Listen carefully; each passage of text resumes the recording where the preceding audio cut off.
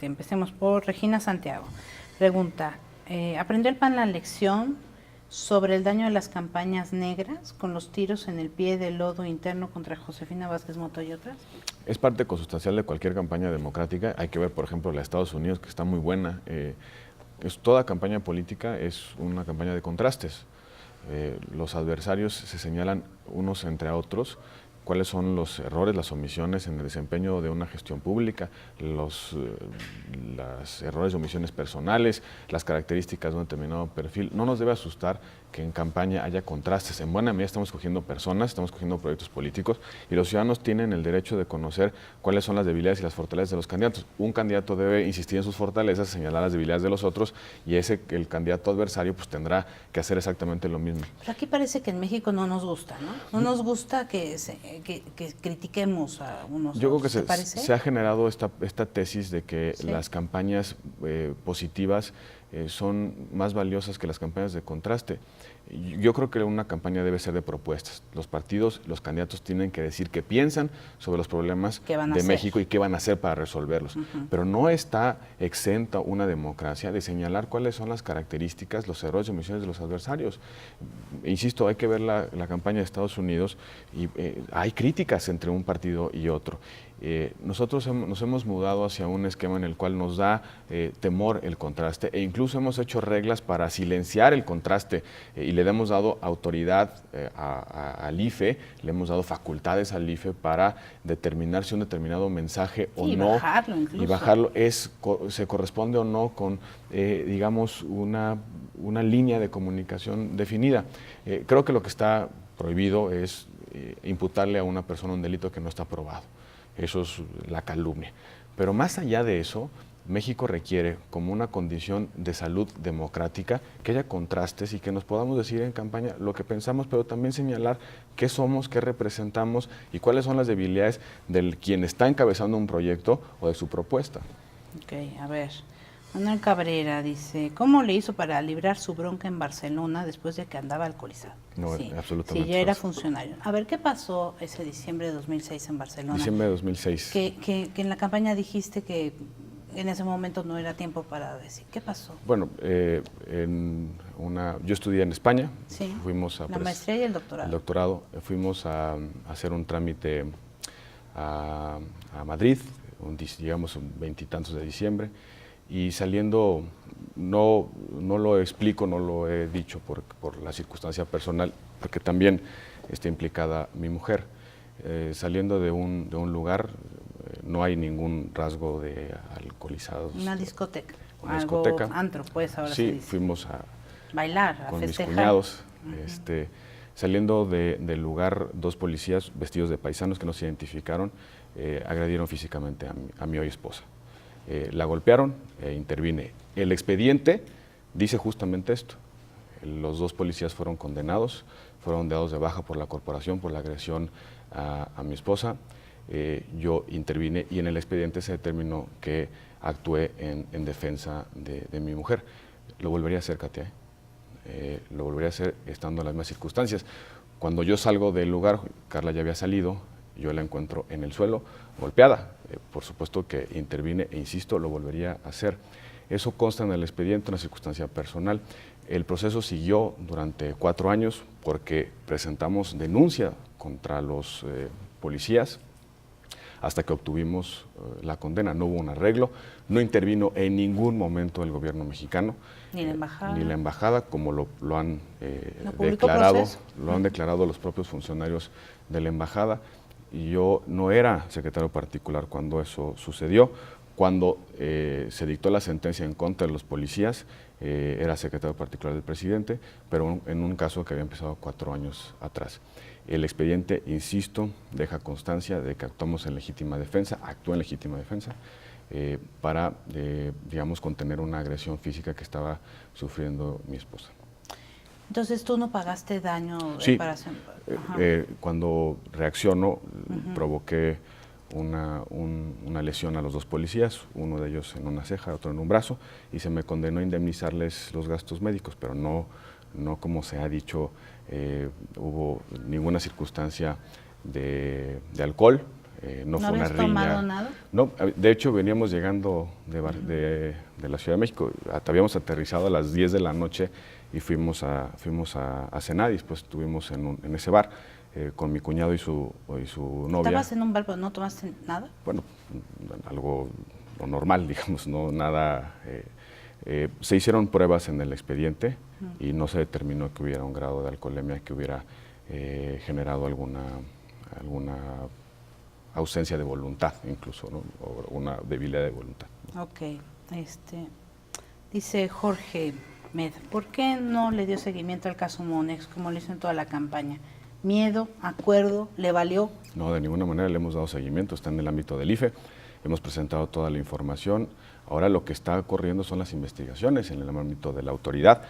Será el propio IFE con las facultades que tiene incluso de acceder a cuentas bancarias, a información fiscal, quien tenga que determinar las responsabilidades del caso. Nosotros no hemos quitado el dedo del renglón, en campaña lo señalé, lo denunciamos, nosotros encontramos las pruebas, nosotros convencimos a los operadores del PRI para que presentaran testimonio primero ante notario público y luego ante la autoridad electoral. Bajo ninguna circunstancia hay acuerdo o miedo o temor, al contrario, hemos dado toda la evidencia y estamos dando seguimiento al caso, porque es nuestra responsabilidad, no solamente como denunciantes, o como quienes presentamos la queja, sino también nuestra responsabilidad democrática como actores políticos que estamos evidenciando, señalando una violación a la ley. Okay. Carlos Fabián Ayuso pregunta, ¿por qué hasta el final de la campaña de Josefina corrigieron el rumbo? ¿No habían notado que era mala? Así. Creo que Josefina fue una extraordinaria candidata y si me permite, ¿cómo se llama? Carlos. Carlos, yo le diría que nos faltó tiempo para poder, digamos, demostrarte el enorme potencial de nuestra candidata.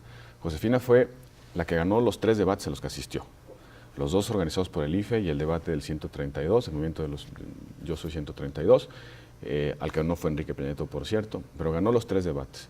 En todos los foros a los que Josefina asistió y que hubo pasarela de candidatos, que hubo contraste con otros candidatos, la Asociación Mexicana de Bancos, el Consejo Coordinador Empresarial, el grupo de intelectuales que hizo las preguntas para cambiar a México, en todos los foros Josefina fue la mejor evaluada. Ganó por amplísimo margen en la opinión de las audiencias, ganó en todos esos foros. Su propuesta fue la mejor evaluada en donde se sometió a análisis. Periódico Reforma, las fundaciones, la Fundación Espinosa Iglesias determinó que la propuesta de Josefina había sido la más completa, la más coherente, la que tiene sustento no solamente económico, sino también jurídico y político. Fue una campaña... Les faltó tiempo, dices. Yo creo que faltó tiempo. El partido no se había preparado, no nos habíamos preparado como partido para un desafío de esta magnitud. A principios de este año, ningún ciudadano podía anticipar quién iba a ser el candidato a la presidencia de la República en enero de este año. Y muchos anticipaban que iba a ser alguien que no fue. Por ejemplo, cuando ya estaban resueltas las candidaturas en el PRI y en el PRD, en un caso por aclamación y en el otro caso por encuestas y preguntas de dudosa procedencia. Pero que aceptó Marcelo Ebrard. Que aceptó, que yo creo que hoy está dando de tops, porque quizá Marcelo hubiese tenido una mayor votación que Andrés Manuel. En fin, el partido no se había preparado para este desafío electoral. En enero de este año estamos resolviendo nuestra candidatura. Gana Josefina la interna y 2 semanas después estamos compitiendo por las candidaturas al Senado y a las diputaciones federales. 90 días de campaña, la campaña más corta después de la reforma de 2007, fue tiempo insuficiente para organizar todo un esfuerzo colectivo que se requiere para estar en condiciones de competencia. La lección de esta campaña es que tenemos que empezar un poco antes a prepararnos, a organizarnos y a rehacernos de cara a un desafío electoral. Mira, Ana Guerra, que además es una publicista, dice que agencias de publicidad creativos y opanistas ocurrentes hicieron la super campaña Josefina Vázquez Mota. Hubo muchas críticas a la campaña en publicidad. Sí, tuvimos varias críticas a las campañas, tuvimos varios productores, varias agencias de asesoría en materia de imagen, cambiamos por lo menos en 2 ocasiones durante la campaña, entre otras razones porque quizá nosotros no le explicamos al publicista o el publicista no nos entendió qué producto teníamos.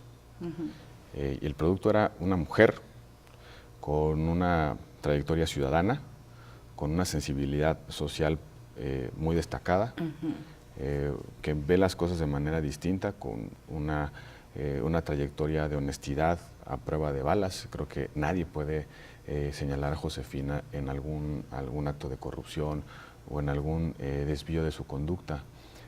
Quizá en la primera parte de la campaña no logramos transmitir qué producto estábamos presentando a la sociedad. Decía en la parte anterior de la entrevista que entendimos tarde que la campaña no era de temas, sino de cualidades de las personas.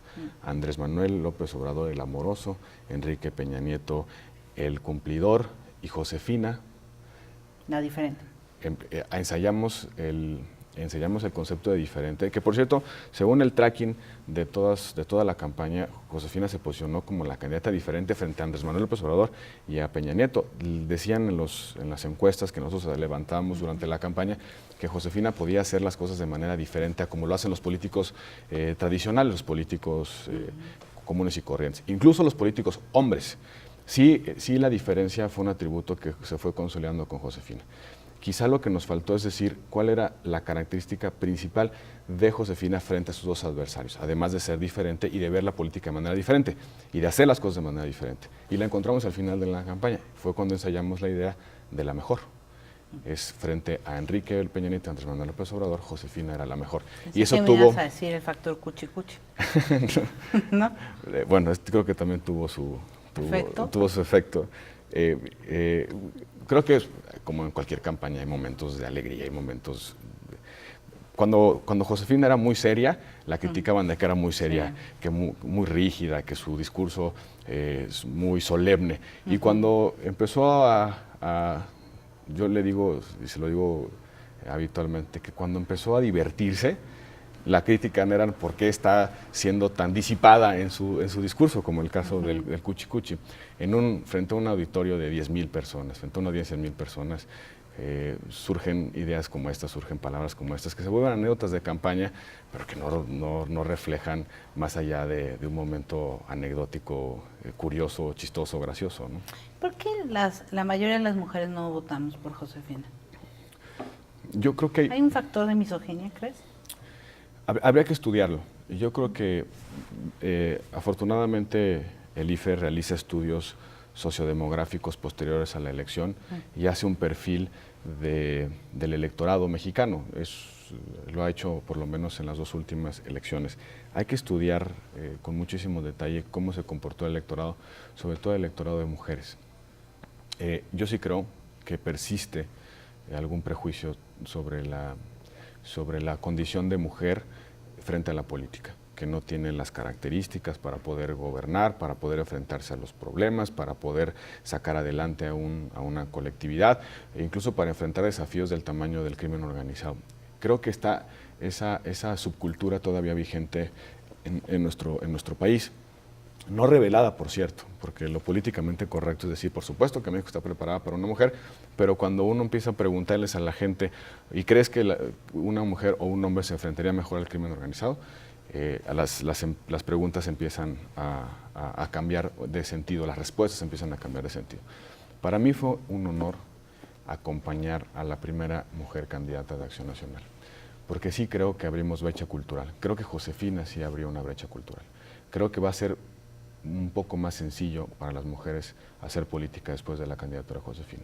Por lo menos se han roto algunos tabúes, se han roto algunos mitos, se han roto estas subculturas de que una mujer tiene limitadas sus posibilidades de crecimiento en política. Creo que México sí es mejor en términos de la condición de mujer después de la campaña de Josefina, porque habrá menos argumentos de los hombres para excluir o para discriminar a las mujeres en la vida laboral, en la vida política, pero también, por supuesto, en la vida cotidiana. Pero hay varias preguntas, como al respecto, las voy a unir. Gustavo Urrutia, Pati Palabras, preguntan, ¿por qué no están defendiendo la limpieza de la elección presidencial? ¿Dónde está su candidata? ¿Por qué no defendieron el voto azul? ¿Dónde está Josefina? Todo esto? Se ha tomado unos días de vacaciones para reencontrarse con su familia, para pasar tiempo con ellas, después de una larga jornada. Pre-campaña, campaña. Pre-campaña, campaña, 6 meses muy intensos. Además, Josefina es hiper trabajadora, se levanta muy temprano, se duerme muy tarde. ¿A ti a qué hora te mandar el primer mensaje? ¿A las 4 o 5? Entre las 4:30 y las 5 de la mañana. También es muy generosa porque no aspira a que uno le responda a esas horas. Sí. Pero sí ponía los primeros mensajes a esas horas. Ya cuando uno se despertaba una hora y media después, ya veía las primeras encomiendas del día. Ella se concentró en la precampaña, en la campaña, y ahora está en un espacio íntimo, descansando. Ha dicho que va a regresar a hacer una suerte como asociación civil. ¿Tú vas a estar ahí? Ha iniciado la civil, como muchos de los que la acompañamos en este empeño por la presidencia de la República, la seguiremos acompañando, no solamente porque le tenemos aprecio, estima personal, sino también porque le tenemos reconocimiento a su liderazgo, a su trayectoria y también lealtad personal y política. ¿Y eso no es alejarse un poco del PAN? Yo creo ustedes allá, yo acá con mi Ola Civil. Creo que Ola Civil puede refrescar a Acción Nacional, puede ser un motivo para reencontrar al ciudadano con el partido. Hoy en día los ciudadanos no se acercan al PAN porque nos ven como una burocracia bien compleja, como una burocracia cerrada, como un partido que solo permite que los que hemos estado durante muchos años podamos participar en política. La percepción de la ciudadanía es esa, de que ser panista... Yo creo que incluso hasta más, creo que la percepción sobre la forma de participar en política a través de Acción Nacional es muy difícil. Mis padres, por ejemplo, no se han podido afiliar. ¿Cómo? ¿Tus papás no? No, lo han intentado varias veces, pero no se han podido. Entre otras razones porque hay muchas, prácticas en el partido de controlar las afiliaciones, de guardar el formulario en el cajón. Mi hermana, por ejemplo, que quiso afiliarse tampoco lo logró. En fin, es un partido difícil para incursionar. Y esto también tenemos que resolverlo. Tenemos que abrir las puertas del partido de par en par, para que entren los que quieren ser parte de Acción Nacional, que abracen sus tesis, que abracen sus banderas, que quieran hacer política con sentido de bien desde este partido, pero también debe estar abiertas para el que no quiera estar en política con nosotros, se vaya de la misma manera en la que entró. Debemos ser un partido abierto para entrar, pero también para salir. Bueno, ¿están defendiendo el voto, sí o no? Esa fue una de las preguntas. Lo contestaste hace rato, pero... Yo creo que si la idea es que para defender el voto, la única forma de defender el voto es acompañar en la aventura a López Obrador, creo que ahí hay un error de aproximación al problema. Nosotros hemos detectado una serie de condiciones de inequidad, de circunstancias de hecho que se dieron en esta campaña que tienen que ser resueltas a través de reformas al sistema político, pero no, de la reforma electoral. Okay. Resueltas después, resueltas, no pagadas en esta campaña. Con las reglas, todos aceptamos las reglas para participar en esta campaña. Todos nos inscribimos y aceptamos las reglas. Todo el mundo sabíamos, los que participamos en la campaña, todos los partidos políticos, sabían que para acreditar la compra y coacción del voto se requiere no solamente a demostrar que hubo una lavadora que se le entregó a una persona, sino que esa persona votó efectivamente por ese partido político. Y que quiera declararlo. Lo cual es absolutamente difícil. Competimos con esas reglas. Ahora tenemos que aprender de esta realidad. Y también sabían que el financiamiento se iba a medir después de que el tribunal califica la elección. Ya vimos la incidencia que puede tener el dinero en la compra y coacción del voto, pero también en las condiciones de equidad de una competencia. Lo que tenemos que hacer es pensar seriamente en nuestro modelo institucional, nuestras reglas, hacerlas más justas, más equitativas, para evitar la incidencia del dinero extralegal en la campaña, pero también de otros factores que por supuesto incidieron en esta elección, como por ejemplo la participación de algunos medios de comunicación haciendo política. No es que esté mal, pero entonces lo tenemos que hacer de manera transparente y clara, y que además los ciudadanos sepan si hay un interés que está defendiendo una determinada candidatura. El caso, por ejemplo, de las encuestas. Todas las encuestas fallaron en buena medida en sus pronósticos, pero actuaron o sirvieron como propaganda electoral durante toda la campaña. Hubo una encuesta que se repitió todos los días durante los 90 días de la campaña y por supuesto que modificó comportamientos electorales. La percepción de que ya la campaña estaba resuelta a favor de un determinado candidato, la gente dejaba de apoyar a un partido político, se perdía la convicción de que podía alcanzarse un resultado distinto desde los partidos políticos que estábamos en la competencia. ¿Qué tenemos que hacer? Regular las encuestas, un fenómeno que no lo habíamos detectado como un elemento elemento disruptivo de las condiciones de competencia. Hoy es una realidad que tenemos que resolver con muchísima claridad desde las reglas electorales para que no se conviertan los instrumentos de opinión en mecanismos de propaganda electoral. Son fenómenos insospechados hasta hace unos años que hoy se convirtieron en realidades de hecho que tenemos que ajustar a través de la política parlamentaria. Ok. Raúl Amezcua dice, ¿no le parecía pueril y anticuada la entonación en la oratoria de Josefina?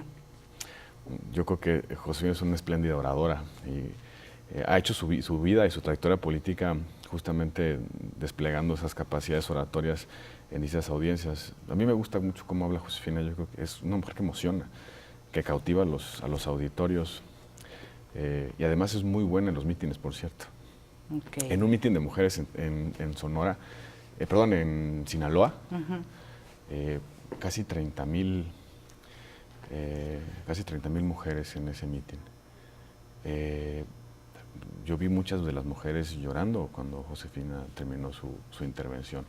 Yo creo que Josefina es una espléndida oradora, pero también transmite, comunica. Y una de los roles de la política es comunicar. Al final de cuentas eso se trata la política, comunicar para agregar voluntades en torno a objetivos que se reconocen valiosos, ¿no? Entonces no, ok. Con visión autocrítica, ¿en qué fallaste tú como coordinador de la campaña? Lo del caso Monex ya está. Bueno, te pregunta Arbel Pineda Ruiz eso. ¿En qué fallaste tú? Ya. Yo creo que me faltó poner un poco más de orden en la actividad cotidiana de la campaña. Quizá lograr convencer a algunos que se involucraran de manera más activa, talentos importantes. Que no estaban en la campaña.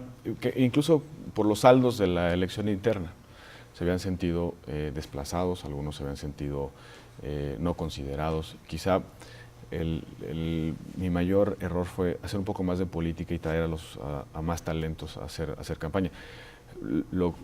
También hay que decirlo que una campaña se mueve a un ritmo, a una vorágine muy difícil, muy rápida, las circunstancias avanzan todo el tiempo, no te alcanzan los días de un día para poder hacer todo lo que tienes que hacer.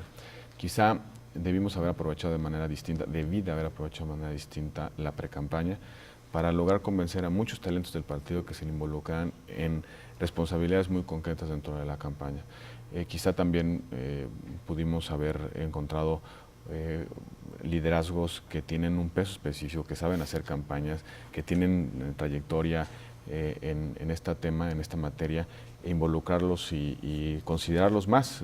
Quizá ese fue mi principal error.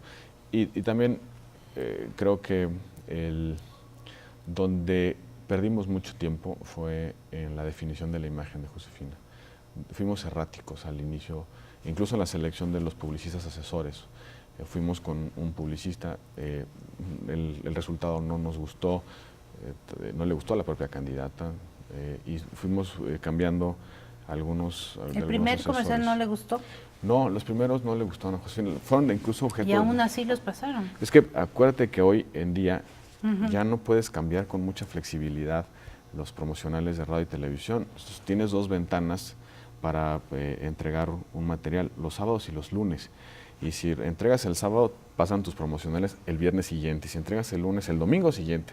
Pero no puedes modificar en el transcurso de ese tiempo. En realidad, si tú presentas un spot el sábado, solo lo puedes cambiar hasta la siguiente semana. Hemos perdido flexibilidad en la comunicación política en función de las nuevas reglas. Por eso los primeros promocionales pues, tuvieron al aire un tiempo, precisamente porque no había condiciones para poder sustituirlos de manera rápida, ¿no? Aunque ya teníamos promocionales con la imagen. Por cierto, que esos promocionales que fueron muy cuestionados, muy comentados, son los que más recordó a la gente. Después sí. Evaluamos cada uno. Pero no precisamente para bien, ¿no sé? Bueno, ¿sí? si uno le preguntaba cuál era, como llaman los expertos, el factor de recordación, que esta palabra yo la aprendí ahora en campaña, los efectos de la recordación, el spot más recordado de la campaña de Josefina fue el primero, el de oportunidades, donde Josefina reivindica el programa Oportunidades, el inicio del programa Oportunidades como secretaria de Desarrollo Social. Fue de los primeros estos que se habían cuestionado por la luminosidad, etc. Sí. Parecían un comercial de Hitchcock, de película de terror.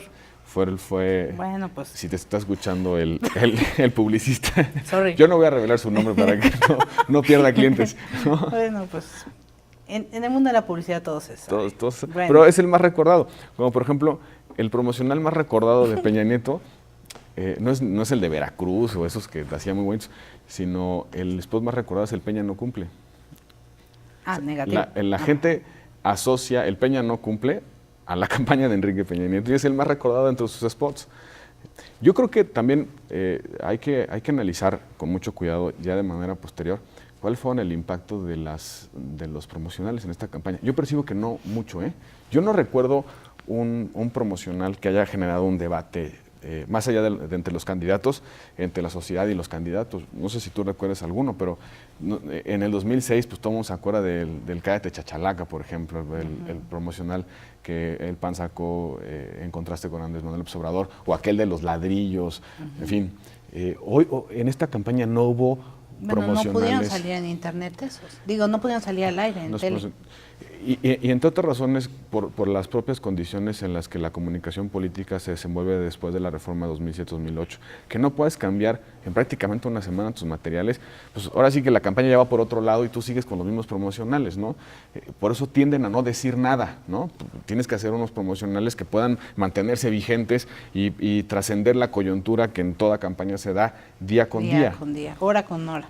A ver, el Che 007 dice, ¿por qué Josefina en el cierre de campaña anunció que le ofrecería a Felipe Calderón ser procurador de justicia? Eso nos sorprende muchísimo, es cierto.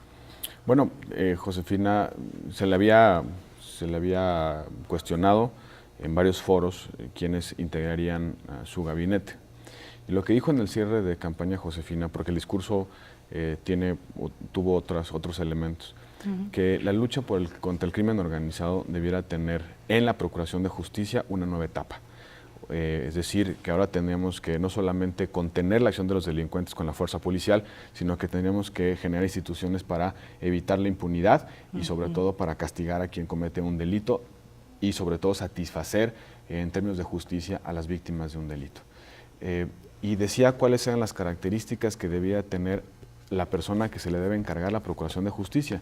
Debe ser un hombre honorable, un hombre que no tuviera vínculos con el crimen organizado, un abogado probado en términos de solidez técnica y sobre todo que no le temblara la mano frente al desafío del crimen organizado. Y esas características, dijo Josefina, las cumple un hombre como Felipe Calderón. Pero no fue una ocurrencia, ya no, lo había por hablado supuesto, con él. Bueno, no, en ese momento cuando lo dijo, no lo había comentado con él, incluso lo dijo así, dijo, cuando comentó el tema dijo que se lo iba a comentar, pero fue en estos términos. Yo creo que sin lugar a dudas Felipe Calderón hubiera sido un espléndido procurador, por esas características que te he comentado. No sé si aceptaría o no, ya no Pues estamos en ese supuesto. Ya ha dicho que sí hubiera aceptado, pero no lo consultaron, ni con Margarita, que estaba con ella. Cuando con Margarita... Un mensaje por BlackBerry, están en la BlackBerry, uno tiene el otro. Uno o el otro, pero bueno, hay decisiones de campaña que no se consultan. Y más bien fue en ese tono. Lo platicamos en el equipo, tuvimos una reunión previa antes de que Josefina saliera, ahora sí que a escena, y Josefina dijo que le hacía convicción esta idea de visibilizar de qué tamaño va a ser los nombramientos de su gabinete, ¿no? Qué tipo de personas va a traer a su gabinete, del tamaño de un expresidente como Felipe Calderón. Ese era el mensaje en el fondo de esa invitación, decir que su gabinete iba a ser integrado por hombres del tamaño, de las cualidades, del reconocimiento, pero también de la honorabilidad como Felipe Calderón. Creo que esas características, después de 6 años, creo que están fuera de toda duda.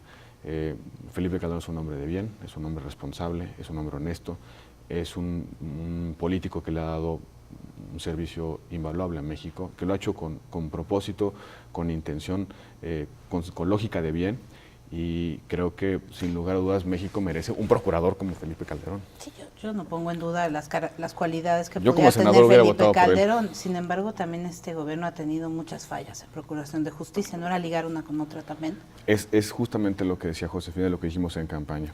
Necesitamos una segunda etapa en la lucha por la seguridad que se ocupe fundamentalmente de la justicia, de la impunidad, de la procuración de justicia, de mejores ministerios públicos, de jueces más profesionales, de mejores servicios periciales, de ahora sí que justicia pronta y expedita como mandata nuestra Constitución. Es el gran desafío de la reconstrucción institucional que tenemos frente a nosotros. Por cierto, que en estos años se ha avanzado de manera importante en la reconstrucción de instituciones que habían estado descuidadas y que tienen como encomienda la seguridad pública. El presidente recibió la administración federal con 6,000 policías federales que fundamentalmente se dedicaban al resguardo de instalaciones estratégicas, Pemex, CFE, a las carreteras, pero hoy tenemos una corporación, una policía federal de más de 34,000 efectivos militares, efectivos policiales, bien pagados por cierto, muchos de ellos con grados con escolaridad de licenciatura. Se han desplegado y fortalecido las capacidades tecnológicas de investigación, de prevención del delito. La famosa plataforma México no existía hace 4 años y es un esfuerzo impresionante en términos de inteligencia y tecnología aplicada a la seguridad pública. Hemos avanzado sustancialmente en ese terreno en esta administración. Falta, como cualquier obra humana, seguir avanzando en algunos temas, fundamentalmente en la procuración de justicia, donde también tiene un pendiente el Congreso, Katia. Tenemos que hacer efectiva la reforma constitucional en materia de justicia penal, la oralidad de los procesos penales, hay que hacer las leyes de desarrollo y también del complemento de la reforma en materia de derechos humanos, que por lo menos requiere 11 leyes de desarrollo que le hagan efectiva esa reforma, que tienen que ver con el 33 constitucional, la expulsión de extranjeros, que tiene que ver con el derecho de asilo, que tiene que ver con el derecho a las víctimas de un delito, la reparación del daño, en fin. Sí, pero es una ley que paró el presidente Calderón y regresó al Congreso. La regresó al Congreso con observaciones, y eso es importante señalarlo. El presidente no vetó la ley, la envió con observaciones, porque en nuestro sistema no existe el veto parcial. Es una cosa que también tenemos que corregir. Si hay algunos errores, porque en esta ley reconocida por los propios priistas y perredistas, hay errores que van a tener impacto presupuestal, y hay que decirlo con toda responsabilidad. Se genera una contingencia presupuestal de enormes dimensiones, es decir, la obligación de tener unos fondos para reparar el daño cuando con algunos errores técnicos que implicaban un esfuerzo presupuestal que no está considerado en nuestros presupuestos, que no tiene fuente de financiamiento. El presidente tuvo que regresar toda la ley porque no existe en nuestro sistema la posibilidad únicamente de observar una parte de las leyes. No existe el veto parcial, como se le denomina en otros sistemas. Yo creo que más que verlo desde una perspectiva polarizante, debiéramos escuchar las razones que tuvo el Ejecutivo para devolver al Congreso esa ley, analizarlas con seriedad, ver si tiene razón y tienen elementos, y sobre todo, si existe, como es la convicción del Gobierno y de Acción Nacional, de que hay un error técnico que tiene impacto presupuestal, corregirlo con oportunidad y hacer esta ley vigente y posible. Bueno, sigues pensando que fue una buena idea. Creo que, más bien, el presidente pudo haber, y eso es un tema que lo define, el presidente está cerrando su administración, pudo, con el propósito simplemente de ganarse un aplauso, publicar la ley, y iba a ser problema el próximo gobierno resolver ese error técnico que tiene implicaciones presupuestales. Pudo haberlo hecho sin ninguna, así que sin ningún bronca costo. Para su gobierno. En el análisis de los abogados, de la Consejería Jurídica, de la Procuraduría General de la República e incluso la Secretaría de Hacienda, hay una preocupación sobre la fuente de financiamiento para la reparación del daño a cargo del Estado. Un asunto que se tiene que discutir con mucha seriedad. Si el Congreso insiste en que esa es la política pública deseable, tiene que disponer los recursos para que esa política pueda ser implementada, pero hacerlo con mucha serenidad y con mucha responsabilidad, escuchando las razones que tuvo el Ejecutivo y no en esta lógica maniquea de el presidente se opuso a atender a las víctimas porque observó la ley. Creo que ni es su propósito, ni está en su ánimo, ni es su convicción. Si alguien ha estado insistiendo en el fortalecimiento de las instituciones precisamente para atender a las víctimas de delitos, ha sido el presidente de la República, tan es así que creó la Procuraduría Social para la atención de víctimas de la violencia, con el propósito de generar un mecanismo institucional que atendiera la circunstancia de de víctima y evitar la doble victimización de las personas, es decir, la víctima de un delito que se vuelve otra vez víctima por la desatención de las instituciones del Estado. Escuchemos las razones del Ejecutivo, discutamos en el Congreso y si hay una mayoría que decida insistir en esa política pública, la votará, pero si hay y son atendibles las preocupaciones del Ejecutivo, corrijámosla lo antes posible para que esa ley entre en vigor.